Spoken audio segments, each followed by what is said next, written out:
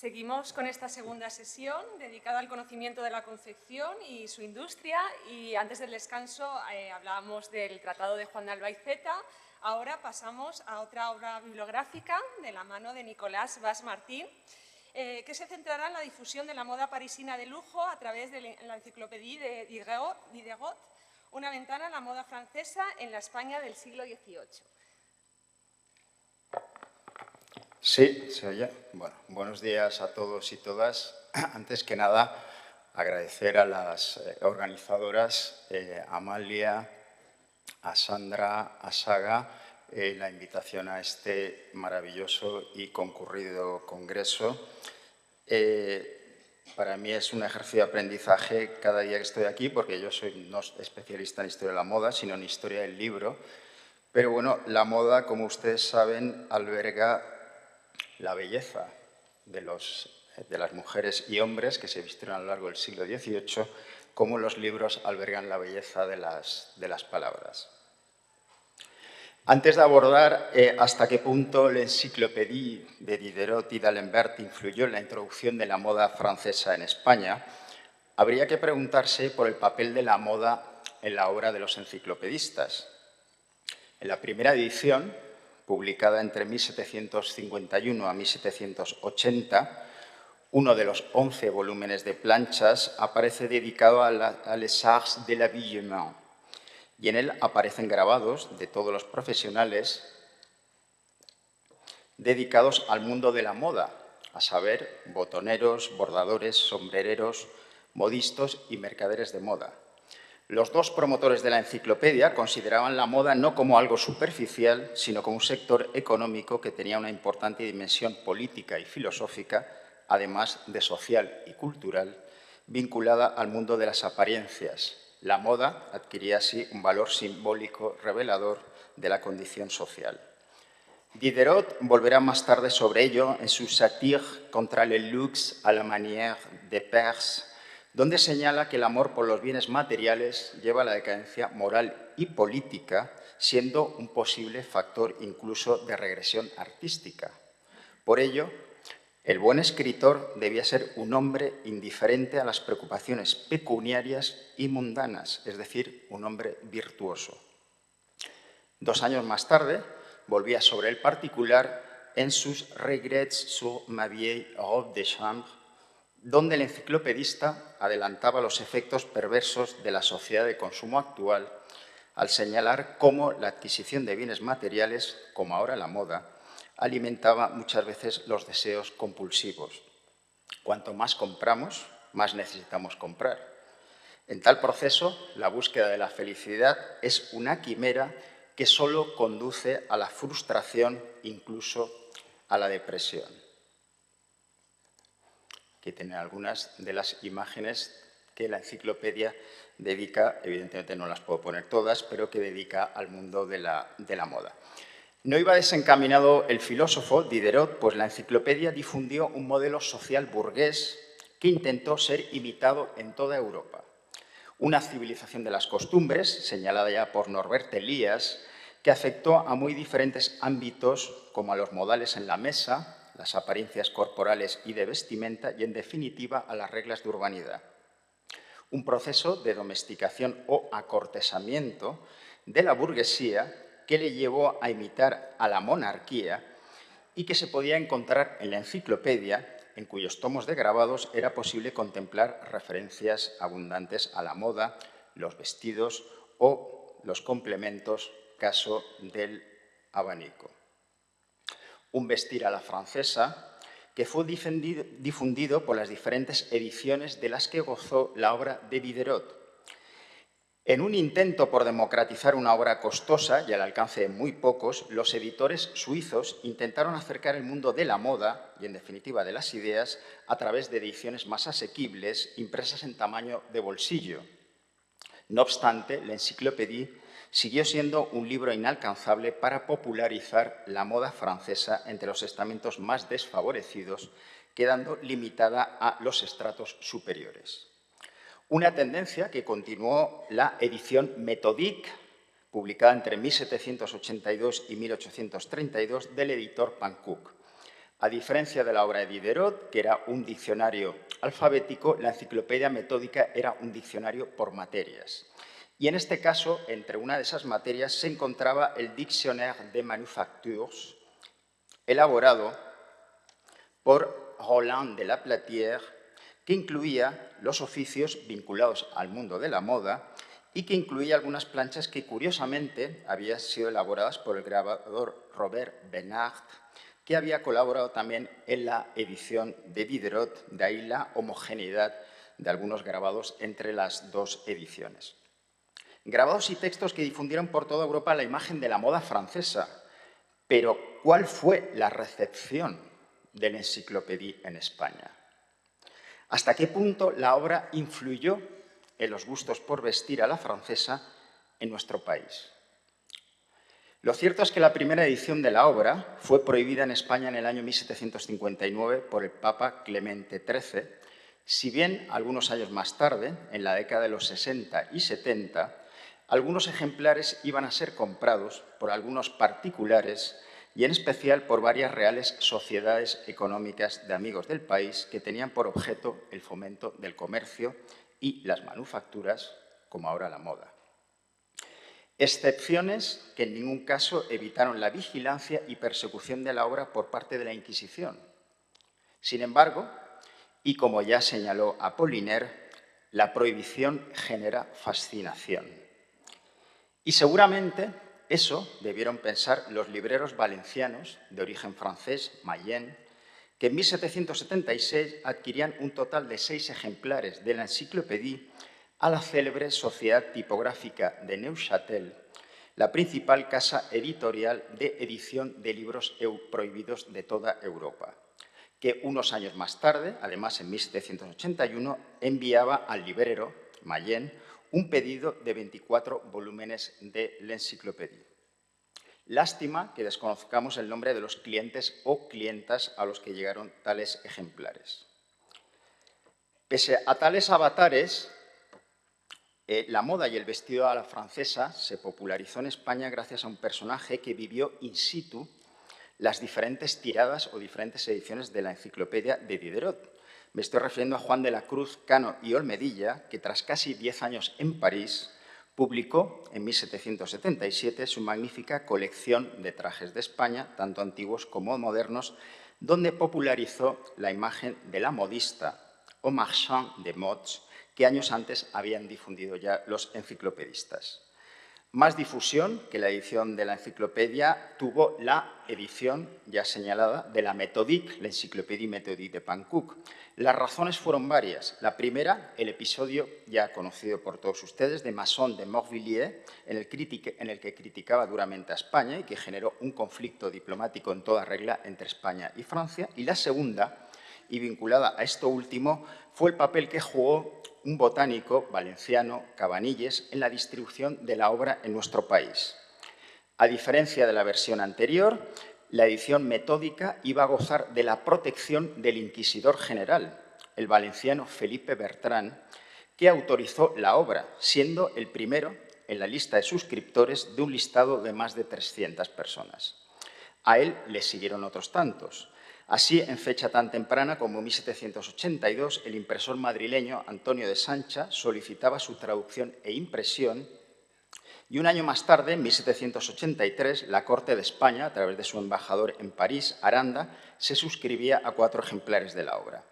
Pero sería principalmente Cabanilles, que residía por entonces en París, el que inició la difusión de la obra, que continuó a su regreso a España en 1789 gracias a la correspondencia que mantuvo con el librero parisino Jean-Baptiste Fournier. No obstante, los problemas no se hicieron esperar y las censuras del Consejo de Castilla, del Santo Oficio, acabaron por embargar y prohibir la obra en 1788, interrumpiendo su traducción en la imprenta de Sancha. Pese a tales prohibiciones, Cabanilles, con salvoconducto del secretario de Estado Floridablanca, continuó remitiendo las diferentes remesas de la enciclopedia. Un doble juego que ponía en cuestión el llamado pánico del murciano y del que se benefició una destacada pléyade de intelectuales y nobles españolas y españoles, que incluía a los marqueses de Santa Cruz, la duquesa del Infantado, la condesa de Montijo y condesa de Fernán Núñez, y el célebre marqués de Villafranca, don José Álvarez de Toledo y Gonzaga, casado con la duquesa de Alba de Goya. Mujeres que debieron quedar cautivadas por los progresos sociales y culturales que figuraban en la enciclopedia y entre ellos, cómo no, los de la moda. Ya señalaba el seductor veneciano Casanova en referencia a París como los dioses a los que aquí adoran, aunque no les erijan altares, son la novedad y la moda. No en vano, París era la capital de la moda europea y allí el sector del lujo y el vestido representaban la mitad de la economía de la ciudad, centralizada en barrios que ya se posicionaban como la Milla de Oro, caso de la Rue Saint-Honoré, donde modistas como Rose Bertin, que trabajó al servicio de María Antonieta y de la reina española María Luisa de Parma, se convirtieron en referencias de estilo para las nobles españolas. Un sector, el del lujo, que en España no tenía la importancia del país vecino, pero que había que popularizar, y para ello que mejor que buscarlo o hacerlo a través de las reales sociedades económicas de amigos del país y, sobre todo, de las mujeres, cuya presencia allí quedó reducida a las llamadas juntas de damas, formadas por mujeres pertenecientes a la nobleza o a las clases dirigentes, como Josefa Amar y Borbón, que defendió con ahínco la plena capacidad intelectual y moral de las mujeres, la condesa de Benavente y duquesa de Osuna, la condesa de Montijo, la marquesa de Fuerte-Híjar, la condesa de Fernán Núñez o la duquesa de Almodóvar. Es difícil precisar hasta qué punto estas nobles tuvieron acceso a la enciclopedia, si bien es cierto que su relato caló en muchas de ellas. Es el caso de Amar, de Josefa Amar y Borbón, que escribió un discurso sobre la educación física y moral de las mujeres, donde trata cuestiones que tienen que ver con los vestidos y donde vierte algunos consejos como que los trajes y adornos no debían perjudicar a la salud femenina o que los vestidos de las niñas no debían ser ricos, sino decentes por el daño que podían causar a la moral. Hacía referencia a los excesos franceses en los adornos, proclives a la afectación y al lujo, y aconsejaba una vez más la moderación. La condesa de Montijo, por su parte, intervino muy directamente en la llamada cuestión del lujo, siguiendo los gustos de todas esas mujeres de la nobleza que seguían los costosos imperativos de la moda. Su intervención en la Junta de Damas fue muy decisiva en un asunto tan curioso como el intento por parte del gobierno de Florida Blanca de imponer a la mujer un traje tradición nacional con visos a uniformarlas y a controlar el gasto que suponía la moda femenina de entonces. Su réplica surtió tal efecto en el ministro que éste acabó retirando el proyecto.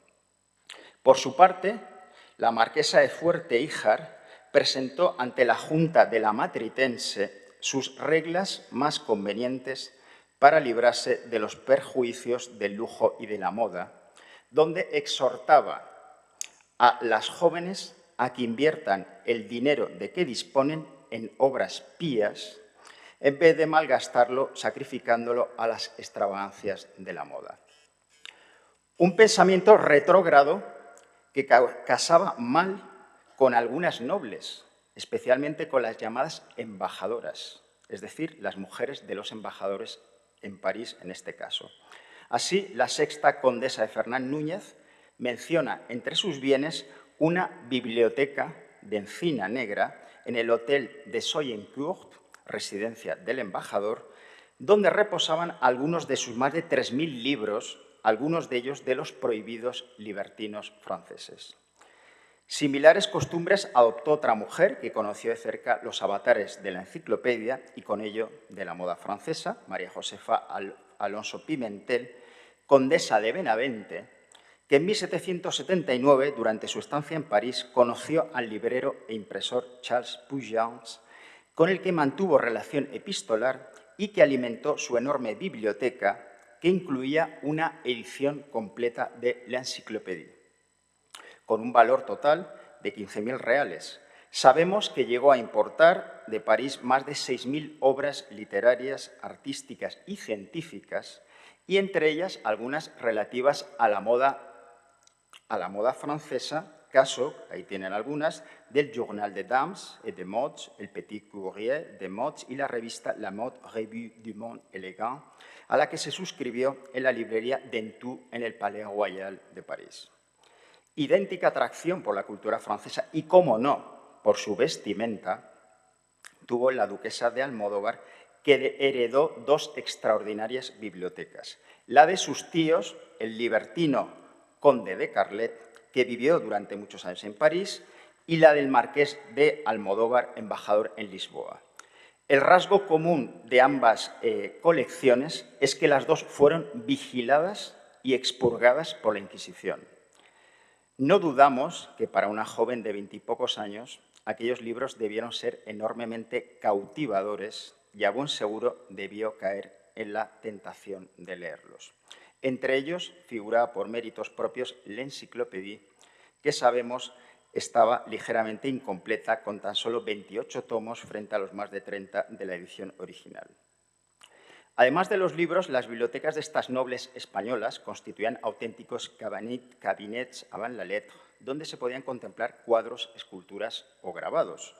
Y precisamente la moda francesa pudo entrar en España también a través de este tipo de formatos, las estampas, los grabados, más asequibles y que se vendían en ocasiones sueltos. No es difícil pensar en aquellas estancias decoradas con láminas como las que tienen ustedes aquí, extraídas de la Galerie des Modes o del Cabinet des Modes, renombrado más tarde como Magazine des Modes. Grabados que intentaban reconstruir los espacios de intimidad franceses y en los que los libros constituían una pieza singular, en especial la Encyclopédie. Y qué mejor que emular a una mujer que debió ser modelo a imitar por todas las nobles españolas y del que se ha hablado con abundancia estos días.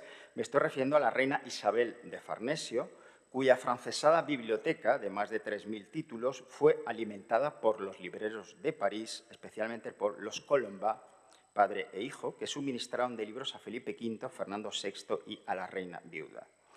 Tal colección era, por otro lado, excepcional en la España del XVIII, pues la mayoría de bibliotecas de mujeres estaban constituidas principalmente por libros religiosos, de entretenimiento y ocio, siendo muy tradicionales en sus contenidos.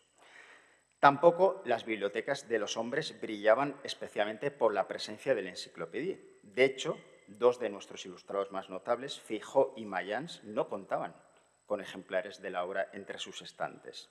Tan solo un grupo de afrancesados poseía algún ejemplar, caso de Jovellanos, José Nicolás de Azara, Cándido María Trigueros o José de Gálvez. Familia de este último fue la condesa viuda de Gálvez, que llegó en 1787 a Madrid, donde se hizo célebre como anfitriona de tertulias en las que participaban ilustres literatos y políticos, entre ellos el conde Aranda, el citado Jovellanos, Moratín o la condesa de Montijo. Un cenáculo afrancesado que fue finalmente prohibido por Campomanes y por Floridablanca y que condujo a la noble al destierro. Una persecución que sufrió también la condesa de Montijo, una salonière, que regentaba una notable tertulia a la que acudía lo más granado de la sociedad madrileña, que fue vigilada con celo por el Santo Oficio y que tuvo el mismo triste final que la viuda de Gálvez, el destierro. Y es que el pánico francés de Floridablanca contagió también al mundo de la moda. Basta si no citar un episodio para entenderlo. En concreto, la traducción al francés del libro del marqués de Caraccioli, Le Livre à la Mode, publicado en 1759, impreso en 4 colores, donde el moralista francés criticaba las frivolidades de la moda francesa, en especial de los petimetres, representados como una caricatura de la nobleza francesa ociosa y frívola. Un discurso moralizante que debió casar a la perfección con la política de los Borbones españoles del momento, como así reza o como así demuestra la traducción al castellano de la obra en 1785, así como el expediente de censura de la obra que se custodia en el Archivo Histórico Nacional donde se alienta a la necesidad de traducir esta obra, considerada una graciosa y oportuna invectiva contra los perniciosos efectos de la moda, pues se corrige el vicio y locura de los hombres por la moda, se inspira a la virtud y se anima a la aplicación de las artes y las ciencias, y además se representan los efectos y estragos que producen la ignorancia, la ociosidad y el libertinaje. En conclusión, la enciclopedia penetró muy poco en España y fue en círculos muy minoritarios de hombres y mujeres. Entre estas últimas figuraban algunas nobles afrancesadas que vieron comprometida su integridad al regentar salones considerados peligrosos. Sin duda, la moda debió ser un elemento de conversación en aquellas tertulias y la contemplación de los grabados y planchas de la enciclopedia, donde se desplegaban los talleres de modistos y vestidos a la francesa, debió ser un deleite para todos los presentes. Sin embargo, quedan aún muchas dudas por delante. ¿Por qué no viajaron más estos hombres y mujeres al centro de la moda europea del siglo de las luces? ¿Era posible vestir a la francesa solo a través de los libros, en este caso de la enciclopedia? Lo que parece evidente a raíz de la enciclopedia es que en la moda francesa fue en nuestro país un asunto de minorías, especialmente de contadas mujeres, que intentaron sortear los corsés sociales y culturales que aún existían en la época para leer un libro considerado por las autoridades como peligroso. Un riesgo que venía de un país, Francia, que causaba admiración en toda Europa, pero que en España seguía siendo visto con lupa. En pleno siglo de las luces, lo que parece evidente es que nuestro país seguía siendo un país a medias luces. Muchas gracias.